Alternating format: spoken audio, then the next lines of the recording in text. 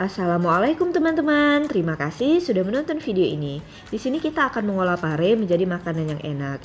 Ini sebelum kita potong-potong, pastikan parenya kita cuci terlebih dahulu, kemudian kita belah 4. Nah, untuk bagian tengahnya ini kita buang ya. Kita bisa gunakan sendok untuk mengeruknya atau juga bisa menggunakan pisau. Satu buah pare ini saya beli seharga Rp8.000 ya. Jadi di tempat saya untuk harga pare ini lumayan mahal. Nah, ini kita bersihkan semua bijinya, kemudian kita buang bijinya. Selanjutnya, pare ini akan kita potong-potong tipis seperti ini ya. Kalau mau lebih kecil bisa dibelah 2 lagi untuk parenya, tapi kalau dengan ukuran segini udah cukup kok. Untuk ketebalan potongannya juga sesuaikan dengan selera. Semakin tipis dia akan dapat semakin banyak dan nanti rasa pahitnya akan lebih mudah untuk kita buang atau kita keluarkan. Oke, ini udah selesai semuanya, kita potong-potong. Selanjutnya ini kita salin ke dalam wadah yang besar agar nanti lebih mudah membuang rasa pahitnya. Oke, selanjutnya di sini kita taburi dengan garam. Nah, garam ini saya gunakan agak banyak ya. Ini saya pakai sendok kecil sekitar 4 sampai 5 sendok kecil atau kalau pakai sendok besar ini sekitar 2 sendok makan ya. Kemudian ini tangan sudah saya cuci bersih, langsung aja kita remas pare dan garamnya ya, teman-teman. Nah, ini kita agak kuat meremasnya agar nanti rasa pahitnya itu benar-benar keluar. Nah, ini parenya udah mulai, teksturnya udah mulai lembut ya. Nah, teman-teman bisa lihat dia semakin mengeluarkan air. Semakin banyak garam yang kita keluarkan, maka dia akan semakin cepat untuk lembut. Nah, ini airnya ini adalah air yang rasa pahit itu ya, teman-teman. Nah, jika udah seperti ini udah cukup ya. Langsung aja kita simpan di dalam atau di atas wastafel yang air mengalir. Nah, ini boleh kita remas-remas lagi dengan air yang mengalir. Teman-teman bisa lihat itu ada berbusa atau berbuih, itu buih dari getah pahitnya itu ya. Tapi ada sebagian orang-orang yang senang malah dengan rasa pahit dari pare. Jadi kalau misalnya kamu memang senang rasa pahit, kita nggak perlu lagi meremasnya dengan garam atau cukup sebentar aja kita rendam dengan air garam. Nah, kebetulan saya tidak terlalu suka rasa pahitnya, jadi saya buang ya untuk rasa pahitnya. Ini tetap akan ada rasa pahit tapi cuma sedikit ya. Jadi ciri khas dari parenya nggak akan hilang walau sudah kita remas dengan garam. Nah, ini saya cuci 2 kali agar rasa asinnya juga nggak terlalu melekat di pare. Oke, ini udah selesai. Sekarang kita akan lanjut membuat bumbu ya, teman-teman. Bisa gunakan ulekan atau penumbuk. Untuk bumbu pertama, di sini saya menggunakan 5 sampai 6 siung bawang merah. Karena ini ukurannya terlalu besar, jadi saya potong-potong kecil seperti ini agar nanti prosesnya lebih mudah. Kemudian saya juga gunakan 4 siung bawang putih ukuran sedang, sama. Ini juga kita potong-potong kecil. Nah, ini tidak lupa saya gunakan cabai rawit sebanyak 12 buah dan ini saya tambahkan sedikit garam. Nah, ini boleh kita ulek ya. Nah, untuk menguleknya ini nggak usah sampai terlalu halus, cukup seperti ini. Kemudian di sini saya tambahkan ikan teri sebanyak 2 sendok makan. Ini opsional, kalau kamu nggak punya juga nggak apa-apa. Nah, kita ulek lagi sebentar. Nah, ini bumbunya udah rasa asin tapi belum ada rasa gurih, jadi kita bisa tambahkan penyedap rasa atau kaldu. Kita ulek lagi. Oke, untuk bumbu uleknya udah selesai. Sekarang kita sediakan satu buah mangkok.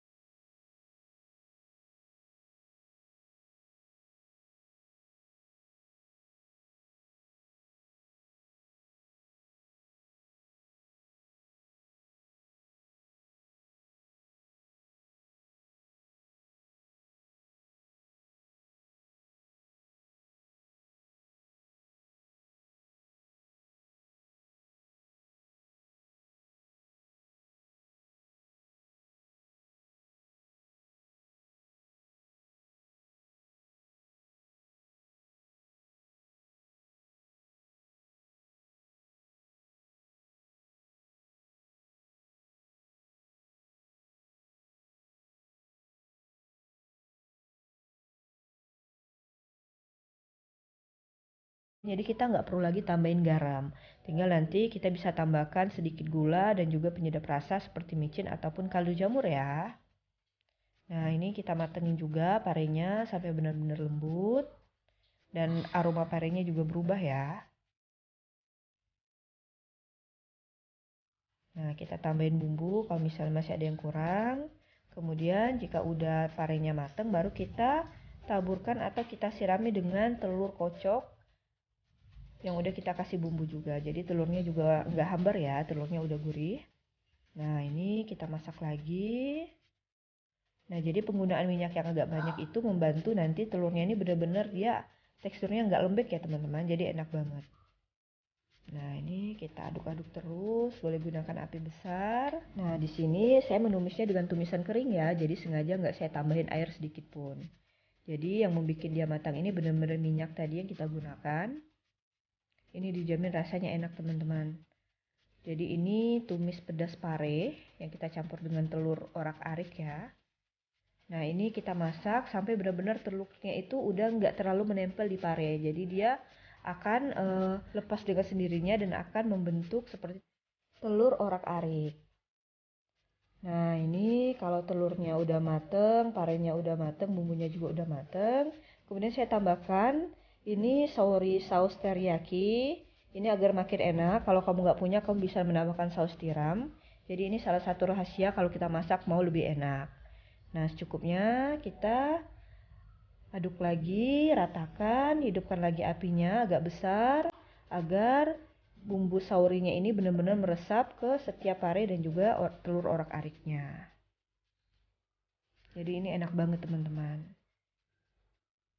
Nah, tapi kalau kamu nggak punya sauri saus tiram atau teriyaki juga nggak apa-apa. Yang penting kamu tadi memberi garam, micin, masako, atau kaldu itu benar-benar cukup rasa. Jadi nanti dia rasanya juga tetap enak. Nah, ini warnanya udah mulai terlihat cantik ya. Kita masak lagi sampai benar-benar kering dan menyatu. Oke, ini udah selesai. Tinggal kita salin ke dalam piring sajian. Nah, ini dia hasilnya.